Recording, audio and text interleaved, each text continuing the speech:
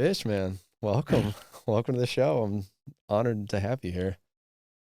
I feel good being here. Yeah. Honestly, done a few podcasts now. It's a fascinating concept.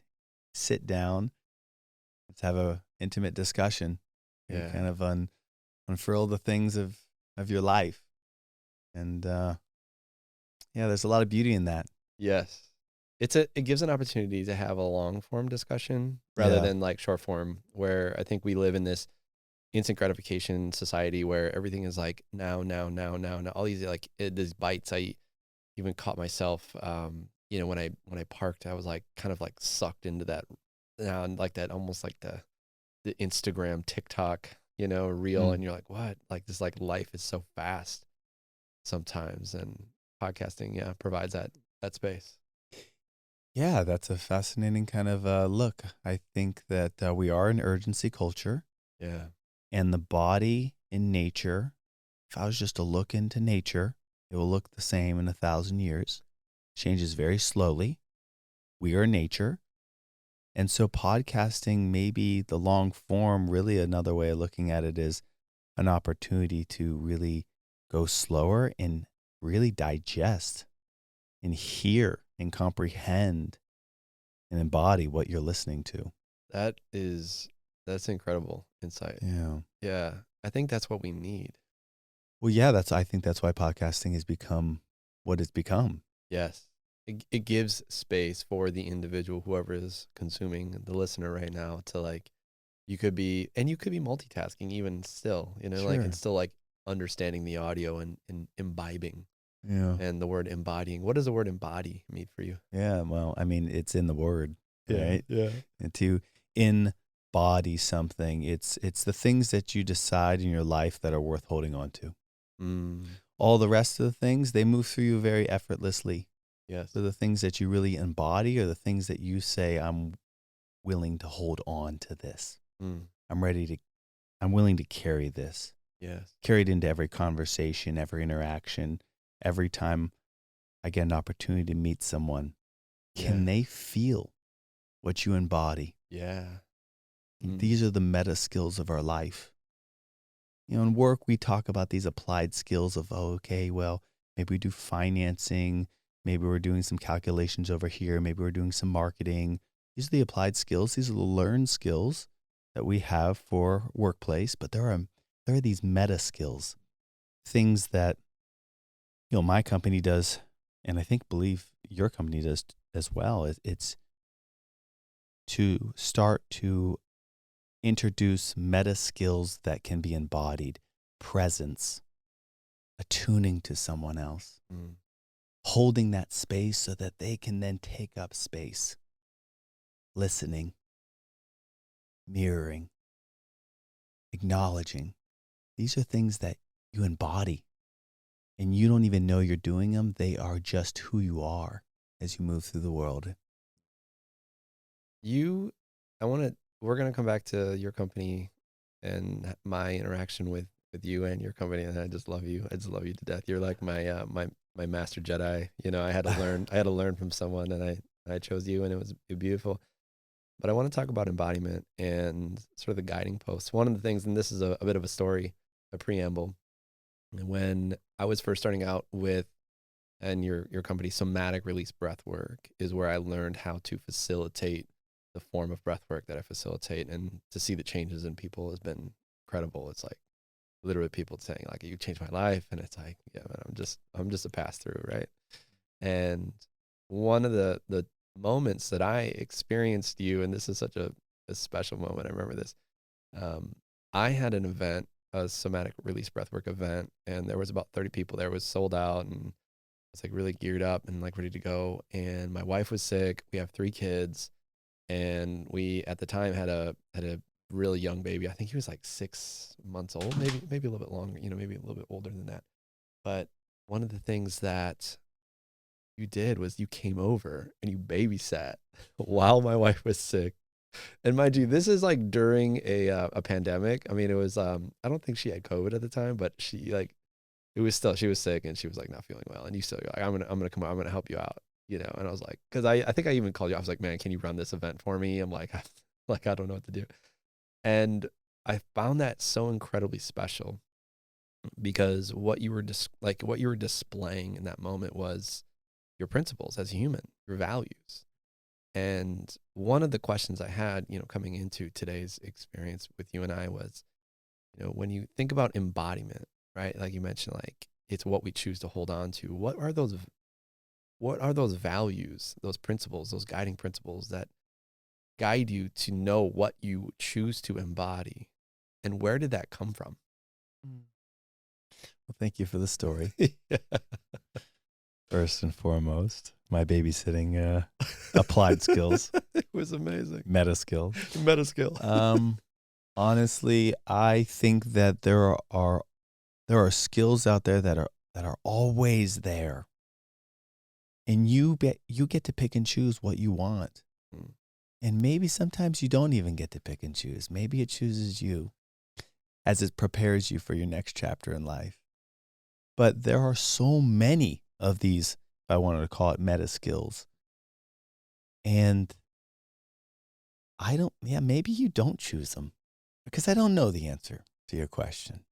But maybe you don't choose them. Maybe they choose you as they prepare you for what you're going to do. If I can look back on my life just for a moment, I can see that a lot of the meta skills, if we're going to frame it in that language, I was doing them already.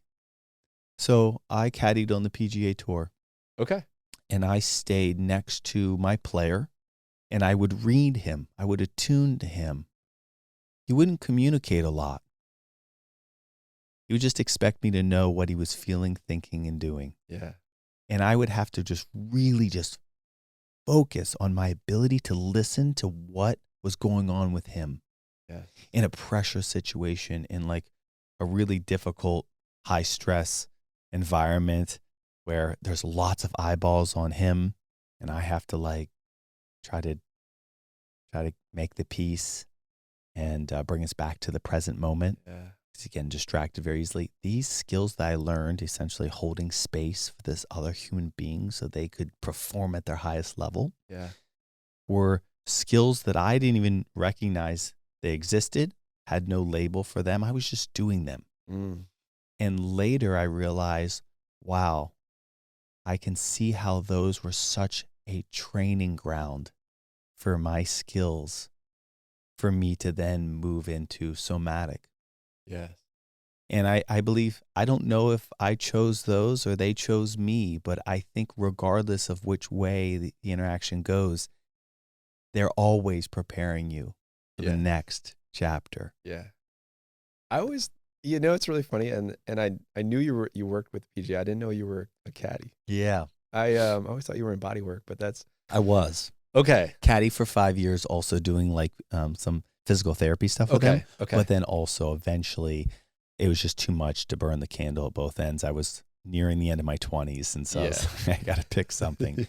Moving into my like 30s, I stepped in to just be a trainer on the PGA Tour without any caddying. Yeah. Yeah. And I've always thought, this is a totally like sideways conversation, but I've always like thought I could be a good caddy because I have those skills, because I have that ability to read people. I have the ability to hold space and to know the energy of an individual and just simply guide them back to their center. Yeah. Yeah. That's fascinating. I didn't go in for it. I didn't go into that because of those skills. I didn't even know I had those. Yeah. I went into it because I thought, in what other sport? I love sports. Oh, the sport is great. And what other sport can you be inside the ropes, helping dictate like the conversations and the outcome of what happens and still truly be involved? Yeah. Like, yeah, your head coach maybe can yell from the sidelines, but it's muffled and who knows like how much gets translated. Maybe there's timeout breaks, but caddying, you're with them long form. Yeah, long form for sure. Intimately. I'm with them more than they're with their wife, more than they're with their kids. Yeah. I'm there where they hit balls, where they practice, the 4 to 5 hour rounds, the hour and a half that it takes afterwards to practice and to dial in their game. Yes. And then all the weekends and all the hard work that they put in on the side. Like, I'm FaceTime. Yeah. Lots and lots of FaceTime. Were you, when you were caddying, were you essentially like a life coach? Oh, there's a multitude of things. Yeah, of course I'm a life coach. Yeah, I'm a Yeah. life coach, mathematician. I'm checking the wind. I'm an explorer. Yeah. I'm a navigator. I have to be kind of somewhat of a free spirit because I'm traveling on my own dime, doing my own thing. Yeah. I have to be kind of nomadic. Don't really have a home. 35 weeks a year, you're on the road, living in hotels, and not in a comfortable way. A lot of the players, they make enough money where they're flying privately now. Yeah. Whereas caddies, you're taking buses there, you're hitchhiking there, you're sharing rooms with other players.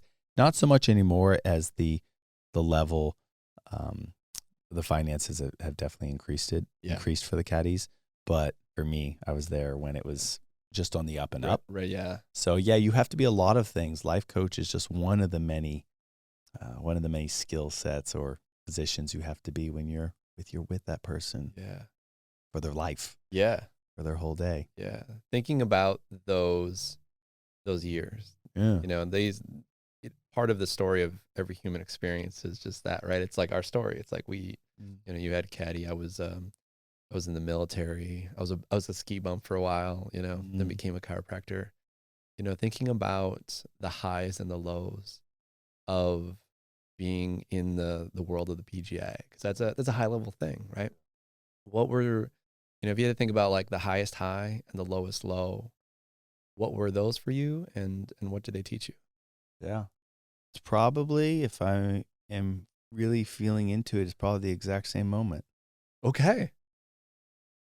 The highest high was I had just a huge desire to be a part of golf in whatever capacity. Yeah. My father loved the game. It's a great game. He passed it on to me. I loved the game. Had a lot of space in the game. A lot of time to just be with yourself. Very therapeutic. And so I had such a desire to be in this sport. And I believe when Bubba won the Masters in 2012 and hit this like shot, heard around the world and bent it around the trees. I could see it right now. Yeah. I was standing on the green of 10, watching the ball just land like a butterfly. And I was like, oh, we won the Masters. But so you were on Bubba's. Yeah, bag. I wasn't on Bubba's bag. I was Bubba's like go-to guy. Okay. So I was his trainer. Okay. But I'm out there like giving the hug right there on, I think I'm like the second person or third person gets a hug. Yeah. In that moment, it was such an elation of I did it. I was able to like help someone get a Masters. I got a flag of my own. The Very caddy cool. takes a flag, and Ted Scott was Bubba's caddy. He took the flag on 18, which is very characteristic of every caddy who wins. But he went back and grabbed the flag off of 10, which was the playoff hole that Bubba won on, and he gave that to me. That's incredible. He's an incredible human. Where I'm getting with this story, as all storytellers seem to have different tangents, but to circle it back around, I was sitting with Teddy after this incredible rush of, you just won the Masters. Here's the trophy presentation. Here's the green jacket. You're over in Butler Cabin. And then you're in this really fine dining hall that's like dimly lit around people that probably make the world's decisions. You're with some of the most influential humans that exist, and you don't really know who they are. They were coming and shaking my hand, not really telling me who they were or their name, but just a congratulatory exchange and a fine, really fancy dinner, and then like put on a private jet to send you home. It's like everything you can ever like imagine.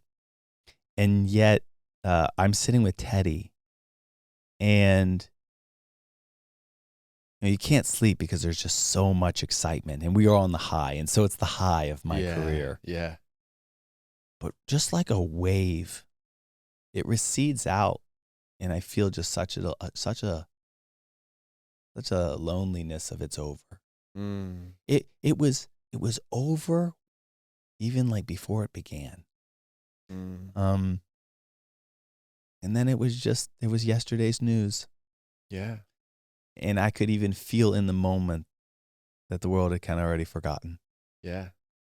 And so the high and the low is that there was an incredible elation and a lift up of that. And then equally to that point, to that height, there was a low and a little bit of a sadness that it's over. I know how hard it is to build. Yeah. And I know how easy it is to watch things crumble. Yeah. Just like it takes a long time to climb. It's effortless to fall because of the help with gravity. And that's kind of how it was. It was a big jump in emotion, only to realize that gravity pulled my emotion back down and realized how alone I was. Yeah. And how long it took for just such a fleeting moment. Yeah. And ultimately, I probably feel that that's a lot like life in a way. Yeah. What did that teach you in that moment? Well, it taught me that not all accolades are worth the sacrifice of time.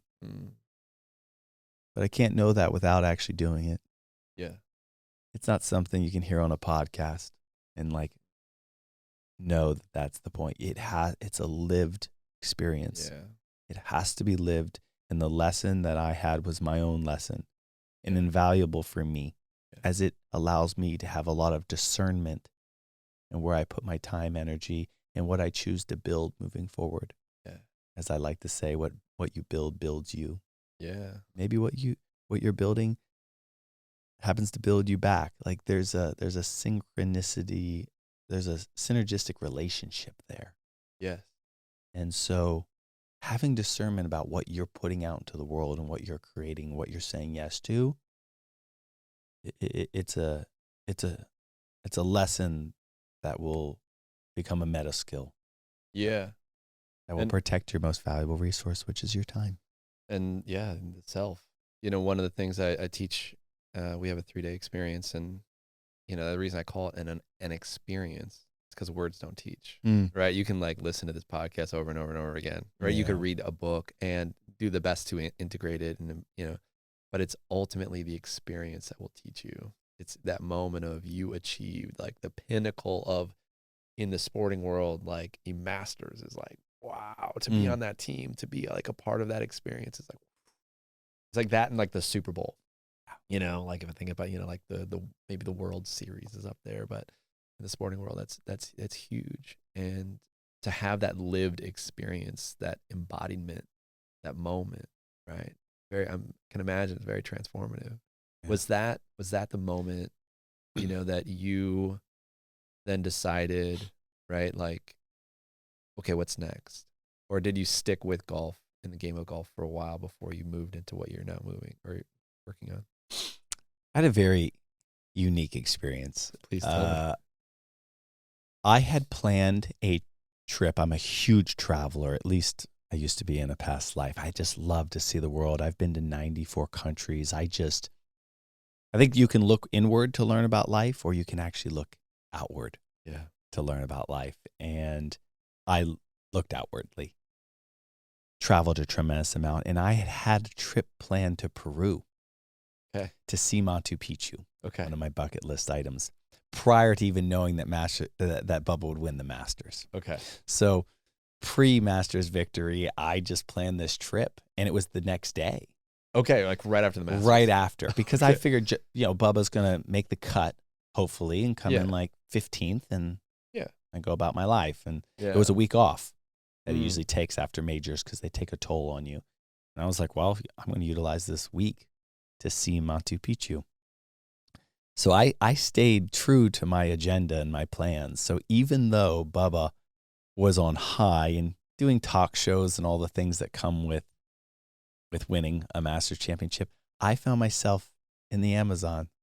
I found myself in the jungles on this like little 5-day trek that you could do to pilgrimage yourself to Machu Picchu. And I had a little machete, and there was epic. It was very epic. And I'll tell you, this is a little cool addition to the story. I was staying at like a little hostel retreat area. I don't know if that's an accurate depiction of what it was, but I was sleeping there and I was invited to be in ceremony. Okay. And I don't think I've ever been in ceremony in my life at this point. Yeah. I don't even know what that means. Yeah. What ceremony? I was like, hey, is this party? Yeah, like I'll come Is this a rave? come over. And it was I'm just here for it. a little hut. Okay. And there was like 7 people in there. Yeah. And everyone's sitting down. It's quite quiet. But I'm always for every lived experience I can have. You know, I lean into those. Not even knowing what it was, I participated. Yeah, I can only imagine in Peru, there's a few chemical plant medicines that come out of Peru. I can imagine, what it is if I had to guess.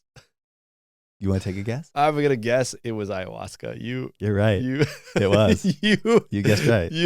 You went into ayahuasca blindly without even knowing. Oh my God. That's the most wild story, bro. That's amazing.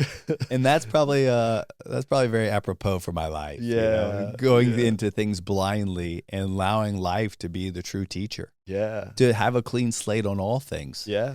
This is before ayahuasca was what ayahuasca is known as Yeah. now. Even to hear it back then, I wouldn't have even remembered how to even say it. Mm-hmm. But I participated. Yeah. And I will tell you, and I don't have any preconceived notions of what it is and what's supposed to happen. Yeah. But I can tell you it was one of the most blissful experiences of my life. Now keep this in mind. I have just hit the pinnacle of everything I've wanted to achieve for myself. Yeah. And I'm taking ayahuasca 2 days later. And it took me to a beautiful, serene, peaceful place. I had a really incredibly gentle, heart-opening experience. It was like I was taking cacao or something. Yes, that's amazing. It was cool. Yeah, I mean, you hear about the stories, like the horror stories. I mean, I've sat in ayahuasca, and I know what the experience is like. And my experience was similar in the sense that, we call it grandmother. Like it's got like this essence of like very teacherly, and it'll teach you, right? And like I have like. It's funny because like my rational brain wants to think like, oh, it's just parts of my subconscious and it's being activated by this chemical, this plant medicine that's, like accessing higher states of consciousness. And it could be that, but ultimately it's like a teacher, right? Yeah. And she showed me what is God. She showed me the universe. She showed me like the mathematics of everything. It was wild. It was like incredible. I saw this, what's called the Mandelbrot set. And that's like how this entire like cosmos is created. And everything's a fractal and it's all going into itself and it's all infinite potentials. Like, and I was like, and it zoomed me into where we were in like that field where I was like, in ceremony. I was like, whoa, we're like, you are here. Kind of like one of those maps. And they pulled me back out. I was like, wow, that is wild. I can only imagine going in like blindly into that experience and having that, right? Like, was that completely transformative for you? Did you change everything after that or what? What was the next step? Yeah, I didn't find it to be very transformative. And maybe there was a part of my life I wasn't ready to transform. Yeah. I think you have to be ready for the transformation in order to receive that message. What was that? To change. Yeah, what was that? Because I know you're now doing something different, right? I mean, that's not the only time I ever took ayahuasca. I've taken it since, and believe me, I've had the transformational experiences. The deep dark. For me, I haven't spent much time in the healing arts. I've dealt with very superficial things in my life. If you asked me, hey, would you like to travel the world to learn about life, or would you like to move inward on yourself and travel your own countries, travel the own depths of your life, of your body? Yeah. Would you like to go to 94 countries inside yourself? Yeah. I would definitely choose the prior one. Yeah. I would choose the one where I'm like, the superficial one, please. The one with like Fiji and Tahiti involved in it. And I think that I've done that with a lot of things in my life. I've probably done that in relationships. Yeah. I've kept it very superficial. I believe I used to study things that were very superficial. I studied body work, on the skin, and modalities that worked with pin and stretch and a lot of different superficial modalities that deal with the external physical body. Yes. I've never actually found any interest. Maybe I haven't even known that healing arts was a thing. Yeah. To go inward is actually to like, I'm quintessentially, I'm the guy who's worked out his whole life and not worked in. And I had, and I've talked about it a multitude of times, but maybe for the sake of just speeding it up, I had a very hard loss in my life. I had so many hard things happening within such a short period of time with no space and time to digest what was happening, from my brother's accident on a motorcycle that resulted in a young child being killed, to my girlfriend at the time beating someone and not really giving me a lot of space and time to process that she was leaving. Yeah. And there's about 3 or 4 other things in there. But what I'm getting at is I found myself in a place where I had to work inwardly. Yeah. And that led me to breathwork, which led me to somatic breathwork, which you said somatic release. Oh. And I will preface this. The company has gone through a lot of changes, and one of the biggest changes is our decision to remove the word release. Okay. Ultimately, because we feel that it is about the somatic body, but it's about the receival versus the release. Okay. What do you want to be left with?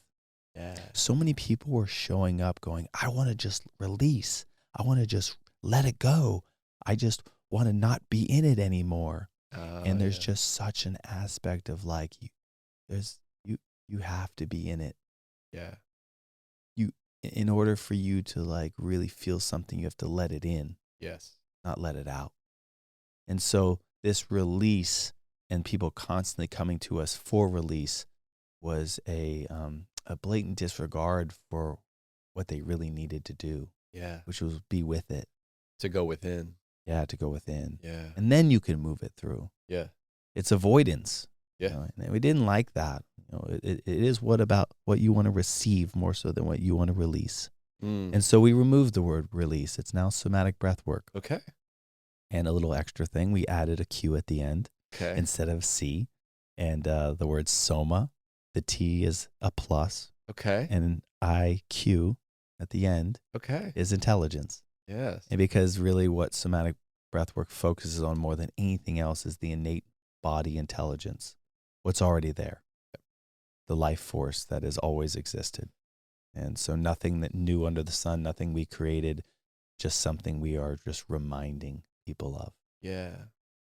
And the ability to go within is not only like, it's one of the meta skills. Yeah. Right. It's a skill that once you have, it will serve you literally every day of your life. But it's such a skill that it's not taught.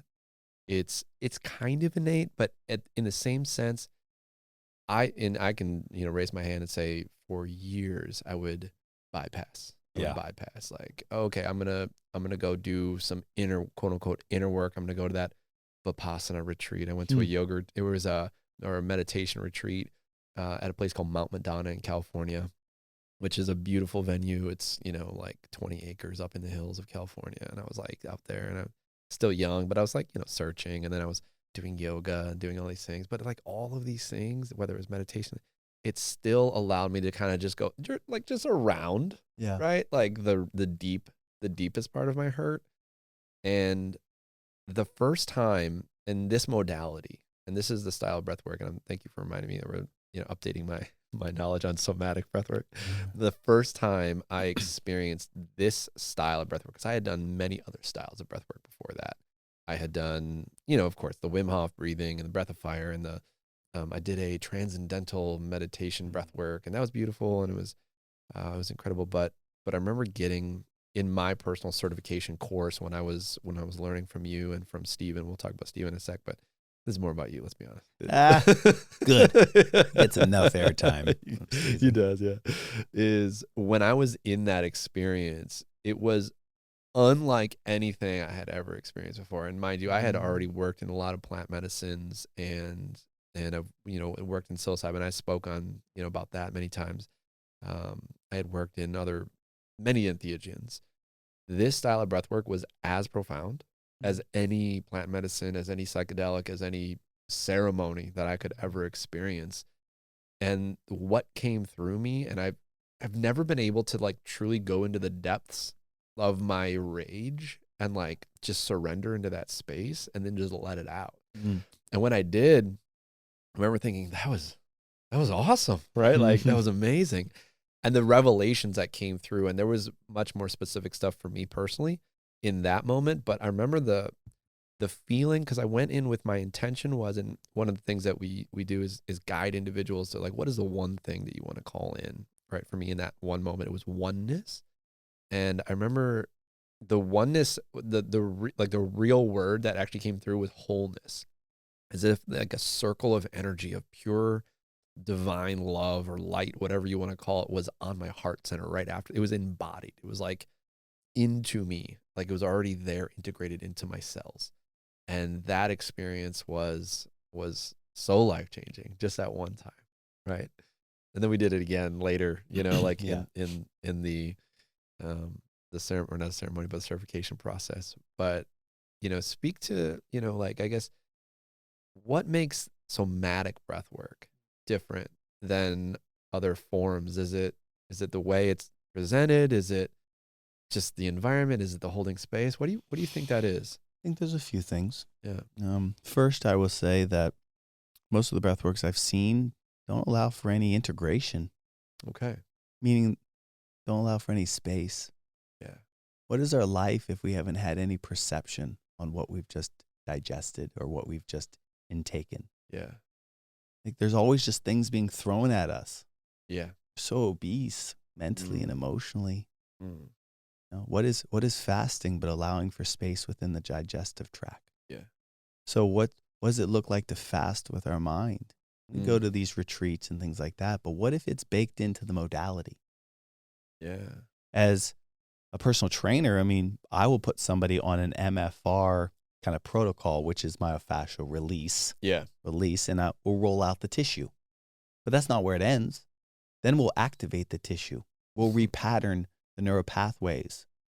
We'll reprogram how it should work, how it should function. Yeah. And within somatic breathwork, we're dealing with the emotional body. Yeah. And why should it be any different? So there's an aspect of like, there is a release. There is a clearing in the beginning. But there's also a repatterning. There's an integration built into the modality as itself. Yes.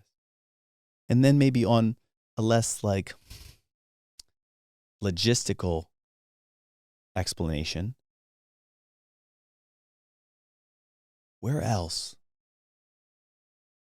is there a curated space that says it's okay to feel? Other than the movie theater, maybe. Other than the movies, which we seem to love, and we just run so quickly to watch the newest film on the silver screen. But really, what are we chasing? Yeah. Are we chasing the movies? Because we can watch anything on our phone, and yet the movies are still relevant in our lives. Why is that? Yeah. I believe it's because there has been a space curated, which is the movie theater, a space curated to allow for feeling and emotion collectively. There's an underwritten statement that when there's a movie playing and there's a sad scene, you all have permission to cry. Yeah. Other than that, like, I'm not really sure. I mean, maybe concerts and maybe opera and theater, of course, but there are not many places in the modern world, in the westernized world, that say, this place is designated for you to go into your feelings. In fact, that is the purpose of this. Yeah.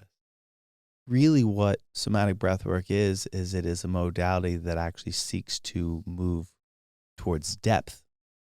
To go within. To go within. And to find what actually lies on the other side of your breath. Oh.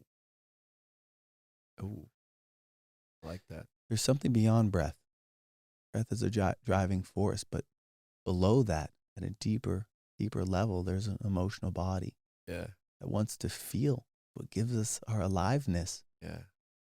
Well, people are listening to this podcast to probably feel something, maybe. Absolutely. Maybe to learn, but maybe more to feel. Yeah. To feel like they got something out of it. To feel like they could connect with myself or you in a story. Yeah. And so it's what really lies beyond the breath Mm. that really makes it special. Mm. I was in a breathwork session in Tulum with a guy who was revered for his breathwork. And he'd been doing it. I asked him, how long have you been doing this? He said, 25 years. It was a long time. Yeah. And I remember there was a part where there was a really beautiful song playing, and my father came into my field of vision. He was my movie theater now, you know? Yeah.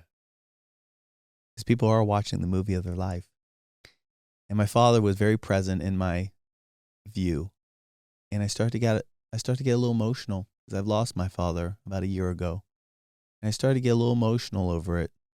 And I'll never forget, the practitioner guiding the session came by, saw me getting emotional, recognized that in me, and cued me to breathe. That's it. Keep breathing. Breathe through that. Breathe into it. Mm. And I remember that took me fully out. It wasn't something that I needed to breathe into. I had gotten to what I had needed to get to, which was my relationship and my memory of my father. Yeah. I needed to just be with that. Yeah. I needed space to let myself cry and be with it. The breath, that should have been thrown out the window. It doesn't matter anymore. Yeah. And I think that's a big thing we teach in somatic breathwork is when something comes up like that, a slight energy fluctuation, a nuanced, maybe emotional breakthrough, a physical release, an emotional experience, when some of these things are happening, that is what is honored. Yeah. The breath is no longer doesn't even matter anymore. Throw it out. To be honest, I bet you could hold a somatic breathwork session without cueing people to breathe. Oh. I bet you could just put people in a room and tell them it's okay to feel what you've been wanting to feel so long in your life. And just cue things like, when's the last time you let yourself cry? What does it feel like when there's a tear rolling down your cheek? Does it feel like to slam your fist into a pillow? Yeah. We have sacred emotions inside of us, and yet we show it to no one. I say the realest time I ever see anyone is actually in one of these sessions. Because it's the first time they let down their guard and show their rawness and their vulnerability and their realness. It's the first time I actually get to see them for who they are. Yeah. That's when we trust people. Yes. We trust them when we see their vulnerableness, their vulnerable side. And their humanity. Yeah, one of the things that I get to witness as a facilitator is the participants in the container instantly become brothers and sisters. Right? Even though they're having their own experience, they instantly create a bond because everyone created an okayness, a permission that it's okay to feel. I'm going to feel and you're going to feel, and we're all going to just feel together. And it's like, it's so beautiful. It's so incredible to witness as a facilitator. It's like one of the things that, and I will say I was divinely guided. And I like using that term because it was like of this like thought, you know, like as if like, you're going to go do this. And, you know, similar to your experience, I was in breath work. It was shortly after I went through my personal, just we'll call it awakening, when I went through ayahuasca, and I came home and I was like completely different human. And a friend of mine invited me out to this transcendental breath work, and it was at a really cool venue. It had some really cool music, like didgeridoo, like you know, like it was one of those places where the ground like will shake, you know, with the subwoofer. And I had already gone through ayahuasca a couple days prior to that, so I was fully ready to just go back, you know, and just be like, wow. And so I started. having this incredible somatic experience, and I'm just moving, just, and one of the facilitators came up and said the words, "Are you okay?" And I was like, "Yeah, I'm having a Kundalini rise. I'm good." Like I just, kind of like shushed her away. And I remember thinking that was the exact wrong thing, similar to your experience. It took me out, and I was like, "Oh, okay." And then I got to somatic certification course. This is when y'all are holding. Are you still holding them in person? We do still hold them in Okay, person okay. for a year. Okay. For a year. Okay. And I was there in person, and I had that experience, and it was unlike anything again I've ever experienced. It was so beautiful, so powerful, because I got to be all of me, full spectrum, full spectrum, Dave. And I was thinking about that even driving down here. We as humans, we crave the bliss, the joy, the happiness, the love, and we're not accepting of the hurt, the pain, and the shame. But yet, in all of it is that full spectrum. And you hit the nail on the head. It's like, when's the last time we as humans, and I speak a lot to men, but like as humans, like when is the last time we made it okay to feel, especially men? Yeah. Right. We do a little bit of a disservice because of the way we learn. It is a dissection technique. Yeah. I went to a school, anatomy and physiology major, and essentially we broke down the body. Yeah. I broke it down completely. I mean, I knew like, oh, the psoas connects to the lesser trochanter of the femur at the distal attachment. Yeah. It's like, I knew all the muscles, I knew all the bones, and I knew them all to be separate from one another. Only to like read anatomy trains on my own a few years later and realize that the fascial lines that exist connect everything as one. Yeah. And we are one body, we are like one muscle, and yet we are probably one emotion. We look at it as sadness. We define it as such. We define anger.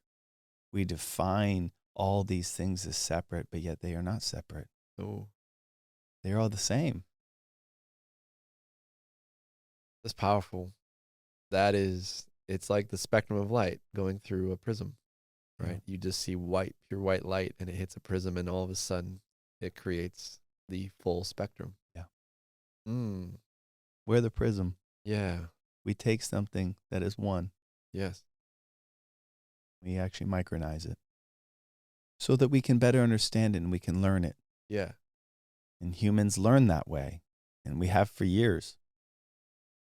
But it is a remembrance of that they are all one thing. It is not that women feel ashamed to actually really feel anger, but are okay with sadness.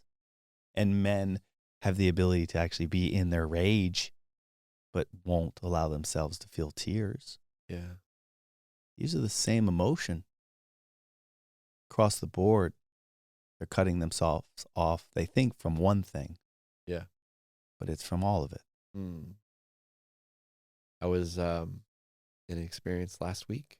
Yeah, you're here in the studio, and I was guided by my guest, a gentleman named Brandon Bosworth, and he has a self-inquiry process. And we went in, and he's like, let's go into the rage, or let's go into the anger. And I went into the anger, and I was just sitting here in meditation, and I saw this fire, and then it was like it kind of released, and it kind of like dissipated, and then all of a sudden it got overwhelmingly sad. One of the things I always notice that my rage, my anger is like there as a protective mechanism to my sadness. And it is in my sadness, in my grief, that I actually become a whole human. Because when I allow myself to feel that sadness, feel that grief, feel the underlying nature of what is, you can call it vulnerability, like that true vulnerability. It's like, oh, I can just be me. I can be whole. I don't have to try. I can just be. Yeah. It's beautiful. Beautiful. So talk to me about somatic release. Where are you guys going? Yeah. So somatic breathwork is essentially continuing to expand. We are now in 39 countries around the world. Incredible. Multitude of language. Our database is about to launch, which is cool. So everyone will be able to see where our practitioners are located, which I really am. I just love that so much. It truly is a movement. Yes. People say this because Yeah. they want it to be. Yeah. But this isn't something like you decide. Yeah. The world decides if it moves or not. Mm. The world decides if it wants it or not. Yes. Most of the time, a company is, falsifying themselves as a movement. Yeah, be a part of it, community. But really, a company is moving towards their clients, their customers, or their sole purpose to solve a solution. Yeah. Whereas a movement is actually the opposite. People are moving towards you. Mm. And they force you in a way, in a good way, to actually become structured, Yes. to learn to service the people that need this. And this has definitely been a movement, never expected it to pop off as it has, over 1,000 practitioners. Yeah. Now I have to find myself, how do I protect 1,000 practitioners? How do I keep the quality of 1,000 practitioners? There's questions I never would have answered had the movement not asked it of me. Yeah. So the database is just one exciting thing that we're doing. We have so many things in the works, but it was just a movement of 2 gentlemen, myself and Steven, and now we have a team of close to 17 That's amazing. people. Yeah. That is amazing. And we're represented, like I said, in quite a few areas, so it's amazing. And the modality we speak of, I mean, it's obviously there's 1,000 practitioners. It's like, if you're listening to this and go on to Somatic. Yeah, breathwork.com. I think I even said the word release, because I'm like OG now. I feel like I'm well, you are OG, Yeah. and we are still Somatic Release on all of our social media channels. Okay. We tried to change that, but it just didn't work. Yeah. And that's okay. Like, those are short form pieces, and really somatic release is one of the many byproducts of somatic breathwork. Yeah. And that's our handle. And so it's curiosity pieces. Yeah. They evoke curiosity. They speak to people around the world through emotion. Yes. The language we all speak. Yeah. And there's no words. Yeah. It's just someone feeling and expressing, other than the movie theater analogy. Yeah. When else do you see someone feeling fully vulnerable in front of someone else and having them just be there with that person? Maybe not even mirroring them, but being responsible to that emotion, being there for it. How often do you ever see that? Like, never. Yes. And so somatic release is still a very big part of this modality. That's how it was birthed. And like anything, it has grown. Yeah. And it has matured like a child. Yeah. And so to refer to it as that is to only refer to it in its infancy state, which is incredible. Yeah. To know it has had its own growth. Yeah. It's like my son yet you haven't seen in a while. Yeah. But yeah. It's beautiful, man. Yeah. I came through in the early stages, and, just experience both you and Steven was so beautiful. Yeah. And I love it so much, but it is one of those things that Stephen and I have now, in a very beautiful ceremonial way, have started handing off the torch to others to teach it, to share it. Stephen and I can only get to so many people. Yeah. We've done a good job creating a great foundation, a good base. It's time for others to teach it. Yeah. It's much bigger than him. It's much bigger than me. Much bigger than everyone. It is. It's its own thing, and it's its own movement. And it will decide how big it wants to be. That's beautiful. Beautiful. Yeah. If you had any words for a man listening to the Unbreakable Man podcast, what would you tell him? Any words? Anything specific you want me to focus on? I have many words. Your any bit of advice for a man who's going through his experience of life. We started this off with embodiment. And I think men really carry a lot. They hold a lot. Yeah. They hold a lot in. They do. I think that's a great thing. I think it's a great thing because it builds capacity for you to be able to carry weight. Yeah. And really like feeling into when is it time to let things go? When is it time to let go of that weight? When is it time to put it down? Yeah. Is a very important meta skill. It is. If we keep with the theme here. Yeah. I have found that in my younger years, I spoke more, thought I knew more, and spoke faster. Yeah. As I've gotten older, I've slowed down. I've had more discernment about what I say. And I've practiced saying more by saying less. And I think that is a practice in itself that will serve the men listening to this podcast so much. If you have an opportunity to say something, can you take all of your lived experiences, all the things that you're carrying, all the things that you've been through, and can you condense it all down into one sentence? Because that's what it is to really speak into someone and to speak with something that lands inside of someone, something that they're able to carry out into the world. Yeah. And that will elicit a change that will ripple into every single person you encounter, so that when you walk away from that conversation, it will never be meaningless for them. That's beautiful. Beautiful. I think a lot of men do need to understand too, that's like the ability to carry a burden and to hold that which others aren't holding is a powerful skill, but it is important to know when to let it go. Yeah. To be held in a space by men, or even with women as well, but for men to come into space, into containment with other men, and to be able to release is so powerful. That's why. So powerful. And you're carrying that weight. Yeah. But why are you carrying it? There is a reason. Because what you carry, you can articulate to others. Yeah. That's what I was getting at, is what you're carrying inside, before you put it down, utilize it as a way to speak and convey yourself to others and articulate what you have carried. Yes. Put it all in and condense it into one phrase, so that words are so meaningful. They carry so much meaning. The definition of terms for everything we do. Yeah. People will feel. What they feel, what they felt from you, not what you said. Yeah, always. I always notice that, even with myself. It's again, experience teaches, words don't teach. Yeah, they don't. And so the experience is in the felt sense. That's right. And that's based on what you carry. Yes. And there is a time to carry it all, and use that time to say what you need to say in a very condensed, well-stated, discerning manner. Yeah. But know when also it's time to set it down. Yeah.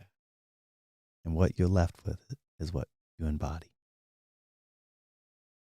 It's a beautiful place for us to just circle it back, tie a bow on this beautiful conversation. Fish, man, it's been an honor. Thank you for stepping in. And I'm always in service. Yeah, man. Always in service. If people are looking for somatic breathwork to become a facilitator, how can they reach out? Yeah, thank you for that. Somatic breathwork actually can be found at somaticbreathwork.com. Make it really easy for people. I worked hard to get that domain. Beautiful. We won't have to go into the story for another time. Yeah. Somatic Release is our handle. Okay. Across all social media channels. On Instagram, Facebook, TikTok, the whole nine. It's pretty easy to find us, Yeah. So yeah, absolutely. I just want to continually be of service to so many, and I'm really excited because this is a gift. Yeah. It's not anything anyone owns. It's open source. Yes. It is a gift that continues to give, and that others will keep giving. Yeah. And they will give afterwards. Yeah. And it's a remembering of all the things that we've kind of forgotten as a human. How to human. Somatic relating. That's beautiful. That'll be our the title of our podcast. Love it. Awesome. Well, I appreciate you guys. Check out Fish. Check out Somatic Breathworks. I can't even describe it. Life-changing. And again, thank you for coming on, man.